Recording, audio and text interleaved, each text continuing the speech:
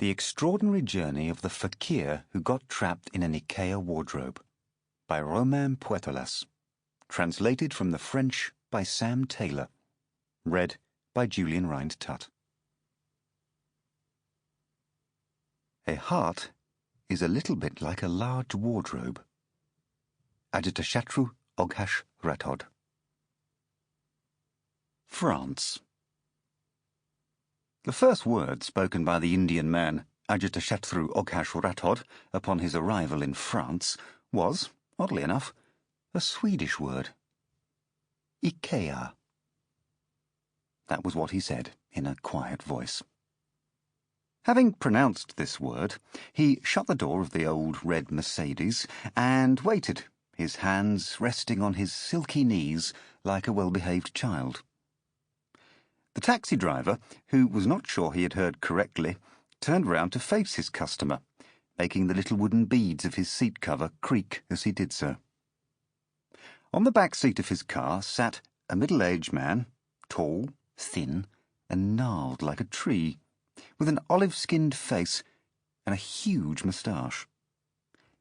Pockmarks, the consequence of chronic acne, sprinkled his hollow cheeks. There were several rings in his ears and his lips, as if he wished to be able to zip them up after use. Oh, what a clever system, thought Gustave Palourde, seeing in this Indian zip idea the perfect remedy for his wife's incessant chattering. The man's grey and shiny silk suit, his red tie, which he had not even bothered to knot but had simply pinned on, and his white shirt, all terribly creased, suggested he had been on a long flight. Strangely, however, he had no luggage. Either he's a Hindu or he's suffered a very serious head injury, the driver thought when he considered the large white turban that encircled his customer's head. The olive-skinned face and the huge moustache made him lean towards the first of these theories. Ikea? Ikea, the Indian repeated, elongating the last vowel. Which one? He asked, in French. Then, in stuttering English, what Ikea? Gustave was as comfortable speaking English as a dog on ice skates. The passenger shrugged, as if to suggest that he couldn't care less. Just Ikea, he said. Doesn't matter the one that best suits you as a Parisian. This is more or less what the driver heard, a series of incomprehensible babbling noises. But, babbling or otherwise, this was the first time in his 30 years spent working for gypsy taxis that a customer coming out of Terminal 2C of Charles de Gaulle Airport had asked to be taken to a furniture store. As far as he was aware, Ikea had not recently opened a chain of hotels.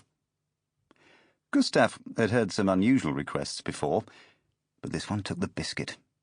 If this guy had really come from India, then he had paid a small fortune and spent 8 hours in an aeroplane in order to buy Billy shelves or a Poang chair. Crikey. It was incredible, really. He had to write this encounter down in his guest book between Demis Roussos and Salman Rushdie, both of whom had once done him the honour of placing their noble posteriors on the leopard-skin seats of his taxi. He also had to remember to tell the story to his wife that evening during dinner. As he generally had nothing to say, it was his wife, whose luscious lips were not yet equipped with a clever Indian zip system, who monopolised the mealtime conversation, while their daughter sent misspelt texts to other young people who did not even know how to read. This would change things a little, for once. OK. The gypsy taxi driver, who had spent his last 3 weekends roaming the blue and yellow corridors of the Swedish store with the 2 aforementioned ladies in order to furnish the new family caravan, knew perfectly well that the closest Ikea was the one in Roissy-Paris Nord, a mere €8.25 ride away.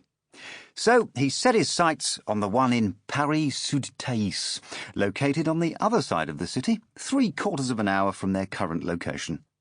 After all, the tourist wanted an Ikea. He had not specified which Ikea. And anyway, with his posh silk suit and his tie, he must be a wealthy Indian industrialist. Not likely to be short of a few bob, was he? Pleased with himself, Gustave quickly calculated how much money the journey would make him and rubbed his hands. Sample complete. Ready to continue?